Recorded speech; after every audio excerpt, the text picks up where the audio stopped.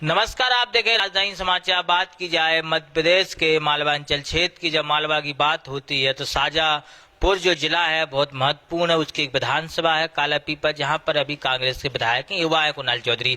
अब बात करें 2023 का जो चुनाव होगा कांग्रेस के लिए महत्वपूर्ण है, भाजपा के महत्वपूर्ण है, क्योंकि मालवा में भाजपा और कांग्रेस दोनों सक्रिय हैं और अपनी अपनी पार्टी का वजूद बचाने के लिए, आगे सक्रिय होने के लिए नेता भी जन क्षेत्र में जा रहे हैं, जनता के बीच भी जा रहे हैं, राजनेता भी।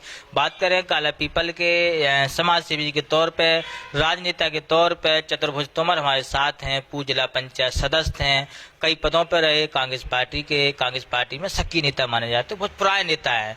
अब 2023 में क्या स्थिति है, चुनाव लड़ेंगे नहीं लड़ेंगे, उस पर चर्चा भी करेंगे। राजधानी समाचार न्यूज चैनल में आपका स्वागत है। धन्यवाद, बहुत बहुत धन्यवाद आपका स्वागत। क्या स्थिति है 2023 की, क्या रणनीति बनाई आपने? सक्रिय तो काफी वर्षों से हैं, क्षेत्र में भी जा रही है। मैं 1996 से ब्लॉक युवक कांग्रेस का अध्यक्ष था, तब से कांग्रेस के नुमाइंदा के रूप में क्षेत्र में काफ़ी मेरा कार्य रहा है और हर समय समय पर मैंने आंदोलन भी किए हैं, कई यात्राएं भी यहाँ पर संचालित की है। पहले मेरी गांव चलो घर चलो यात्रा चली थी और उसी को बाद में कांग्रेस पार्टी ने घर घर चलो को रूप में परिणित किया और उसके बाद मेरी जनसंपर्क यात्रा चली पूरी विधानसभा स्तरीय। और अब वर्तमान में 15 जनवरी से मैंने मकर संक्रांति के दिन जन क्रांति यात्रा शुरू की है और वह यात्रा कालापीपल के स्वाभिमान की यात्रा रहेगी। यात्रा आपकी भी है, यात्रा देश के बड़े नेता राहुल गांधी की भारत जोड़ो यात्रा है। किस प्रकार से यात्राओं का जो माहौल बनता जा रहा है, गांव गली गली में कांग्रेस की यात्रा निकल रही, क्या मकसद है, क्या उद्देश्य रहेगा? मेरी जो जन क्रांति यात्रा है इसका मुख्य उद्देश्य है कि नेता और जनता के बीच में सीधा संवाद हो, जन साधारण से रूबरू होकर के हम मुलाकात करके उनकी समस्या उनको जागृत करें और उनकी समस्याओं को जान करके आने वाले समय में हम अगर किसी स्तर पर पहुंचते हैं तो उनको किस तरह से व्यवस्थित रूप से उनका निदान कर सके, ऐसा प्रयास करेंगे। 2018 में जब चुनाव हुए, कांग्रेस सरकार बनी किसानों के मुद्दों पर, कर्जा माफी को लेकर, 2023 की रणनीति क्या है? कांग्रेस नेता किस प्रकार से क्षेत्र में जा रहे हैं? आप जो जन क्रांति यात्रा है, क्या उद्देश्य है और क्या उद्देश्य को लेकर 2023 से वोट मांगेंगे कांग्रेस के नेता? मैं कांग्रेस का सदस्य रहा हूं और हूं अभी, और मैंने उसके अंदर रह करके बहुत कार्य किया है। मेरा हमेशा दावा रहा है विधानसभा को लेकर के और अंतिम सीढ़ी तक पहुंचा भी हूं, लेकिन कहीं ना कहीं जो हाई कमान है वो, क्योंकि आपने देखा होगा जिस तरह से मेरी जनक्रांति यात्रा चल रही है, क्योंकि जब देहात में आदमी घूमेगा तो बड़े नेता के इर्द गिर्द कम दिखेगा और बड़े नेता के इर्द गिर्द कम दिखेंगे तो स्वाभाविक है कि वो आपको टिकट नहीं देंगे। तो मैंने इस बार सोच लिया है कि टिकट जेब में है और नेता अगर देते हैं तो हमें स्वीकार है। बात करें अपन 2023 का चुनाव में, 18 में सिंधिया जी आपके साथ थे, 2023 में सिंधिया जी भी नहीं है। मालवा का जो क्षेत्र माना जाता है, कहीं बीजेपी का गढ़ माना जाता है, इस बार कहीं कांग्रेस भी ज्यादा सक्रिय है। कैसे देखते हैं मालवा के जो टिकटें हैं, क्या स्थिति रहेगी? अभी जो वर्तमान परिस्थिति में जन साधारण के बीच में जाता हूं और घूम रहा हूं, तो ना तो अब अगर दलीय आधार पर हम बात करें तो अभी किसी भी दल के लिए पक्ष में मतदाता नहीं है। वो राह देख रहा है कि किस तरह का व्यक्ति हमारे बीच में आए तो हम उसका चयन करें। अब व्यक्ति पर यह चुनाव जाएगा और अगर पार्टियां सही धरातली व्यक्तियों को टिकट देती है तो ही वो जो धरातल को ध्यान में रख के काम करेगा वो चुनाव फाइट करेगा। आपकी विधानसभा से नजदीक एक विधानसभा लगी है सुजालपुर, वहाँ की जब स्थिति देखी तो कई जो ग्रामीण क्षेत्र के लोग हैं महंगाई और बेरोजगारी से परेशान हैं, क्षेत्र के मंत्री जी के विकास से भी संतुष्ट नहीं है। कैसे देखते हैं नेताओं अब जमीनी स्तर पर क्यों नहीं काम कर रहे 2023 के लिए?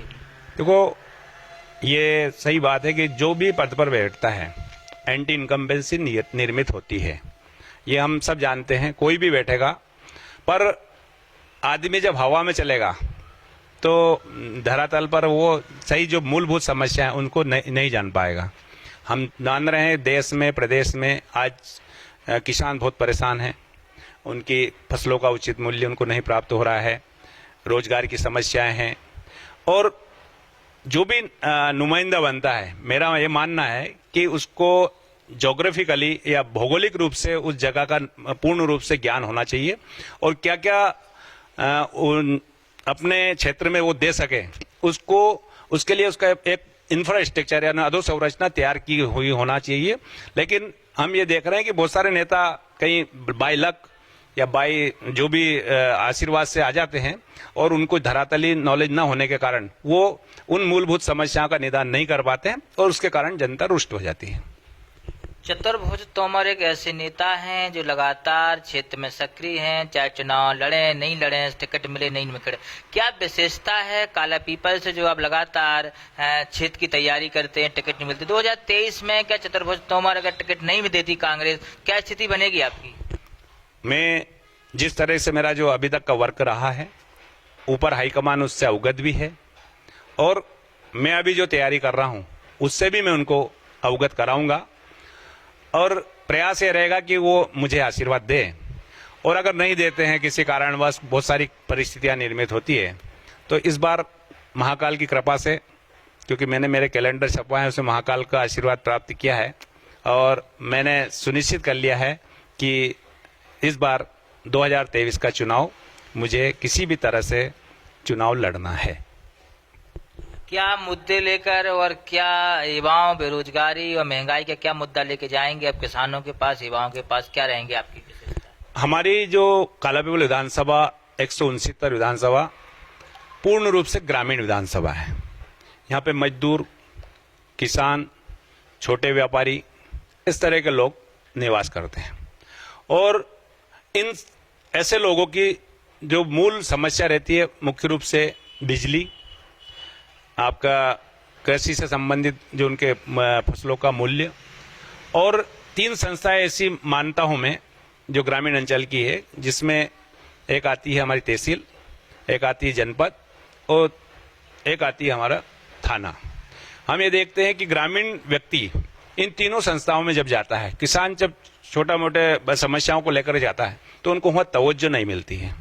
और मेरा मुख्य प्रयास ये रहेगा कि हर तहसील स्तर पर, ब्लॉक स्तर पर एक ऐसी व्यवस्था वैधिक रूप से की जाए जो फरियादी की बात सुने और फरियादी की बात शासन और प्रशासन तक पहुंचाए। और एक ऐसा, जैसे हम किसी बड़े कार्यालय में जाते हैं या बड़ी संस्थाओं में जाते हैं या अन्य कोई व्यवसाय या एसोसिएशन में जाते हैं तो उनके लिए एक स्वागत कक्ष रहता है, पर हम देखते हैं कि हमारे जो गरीब किसान, छोटे मजदूर भाई जो रहते हैं, इनको तहसील में जाते हैं तो भटकते रहते हैं, थाने में जाते हैं तो भटकते रहते हैं, जनपद में जाते हैं तो भटकते रहते हैं। और मेरी, अगर ईश्वर ने मुझे कृपा होती है ईश्वर की मुझ पर, तो एक ऐसी व्यवस्था दी जाएगी जिससे कि हर निचले स्तर का व्यक्ति अपने आप को जाने कि कोई मुझे सम्मान प्राप्त हुआ है। एक बड़ा सवाल है, जो एक सवाल इसलिए है कि अब कांग्रेस के नेता हैं, शाजापुर जिले में 2 विधायक होते हुए भी आप जिला पंचायत का चुनाव नहीं कांग्रेस जीत पाई, कई बड़ी नगर पालिका भी जीत पाए, चाहे शाजापुर हो या सुजालपुर हो। क्या कमी रह जाती है? संगठन कमजोर है?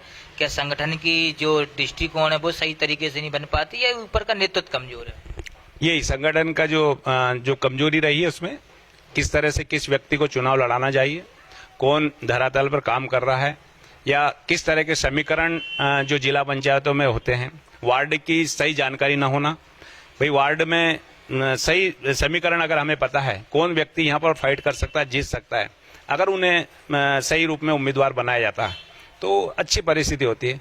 पर वही बात आती है कि अंधा बाटे रेवड़ी अपने अपने को दे, तो अब जब ऐसी परिस्थिति बनेगी तो स्वाभाविक रूप से कि इस तरह का खामियाजा भुगतना पड़ेगा। काला पीपल विधानसभा के वो तमाम मुद्दे थे, युवाओं के थे, बेरोजगारी के थे, किसान के थे। अब देखना होगा 2023 में कांग्रेस पार्टी किसे टिकट देती है और क्या स्थिति बनती, क्योंकि काला पीपल में भी पुराने नेता हैं, जमीनी स्तर के नेता हैं। चतुर्भुज तोमर भी अपनी लगातार सक्रियता है, चाहे 2018 का टिकट नहीं मिला लेकिन उनने अपनी जमीनी स्तर की पकड़ नहीं छोड़ी। महत्वपूर्ण सीट है, अब देखना होगा कमलनाथ जी किसे टिकट देते या नहीं देते। राजधानी समाचार दिन ये विश्वकर्मा की रिपोर्ट, कैमरामैन हर कुशवाहा के साथ काला पीपल।